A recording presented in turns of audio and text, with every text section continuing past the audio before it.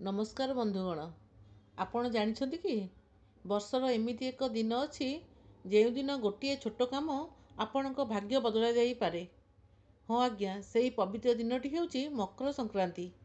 कहीं दिनटी एत गुरुत्वपूर्ण आउ एमती केउ उपाय अच्छी जहा कले आपण घर को धन एवं सुखर आगमन होता है, कहींपारे कि केउ दिन? हाँ आज्ञा, आज भिडियो रे आमे से ही रहस्य कहवाकू जाऊँ।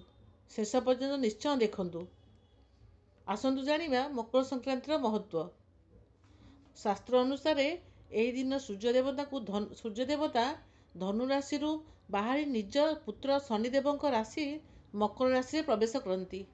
यही आरंभ हुए सूर्य उत्तरायण यात्रा। मान्यता अच्छी जे यही समय स्वर्गद्वार खोला रही था एवं यही दिन कराइथिबा दान और पूजा अक्षय पुण्य प्रदान करथाए। जदि आपण निज जीवन आर्थिक समस्या दूर करने को चाहती तेबे यही उपायटी निश्चय करंतु। हाँ आज्ञा, सकाळु शीघ्र उठी पानी रे टिके कला राशि पकाई स्नान करंतु। एहा परे सूर्य देवता को तंबा पात्र जल अर्पण करंतु। एहा द्वारा आपणकर मान सम्मान बढ़ी थाए। तिल एवं गुड़ दान करंतु। हाँ आज्ञा, मकर संक्रांति रे तिल एवं गुड़ दान करिवार बड़ महत्व रही। एहा द्वारा शनि एवं सूर्य उभय प्रसन्न हुअन्ति एवं घर दुख दुर्दशा दूरे जाए। मकर संक्रांति रे मकर चाउल भोग लगी करा जाय थाए।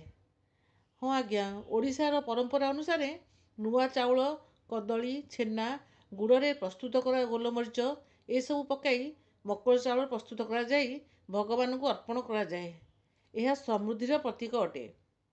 आउ संध्या समय घी दीप निश्चय मुख्य द्वार घी दीपटे निश्चय जलांतु एवं तुलसी चौरा मूले घी दीपटे लगांतु। यह द्वारा माँ लक्ष्मी स्थायी भाव बास करती।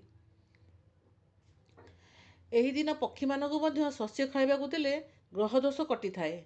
आपण निश्चय पक्षी मानकु शस्य दियंतु। बंधुगण, विश्वासर सह यही छोट छोट उपाय करंतु। देखिबे आपणक जीवन में किपरि सकारात्मक परिवर्तन आसुची। आज्ञा हाँ, आपण समस्त को मकर संक्रांतिर अनेक अनेक शुभकामना एवं अनेक अनेक शुभेच्छा। आपण यही उपाय गुड़िक निश्चय करंतु। देखिबे सफलता निश्चय आसीबो।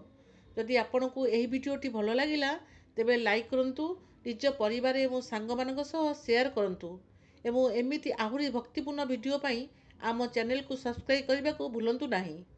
कमेंट लिखंतु ओम सूर्याय नमः।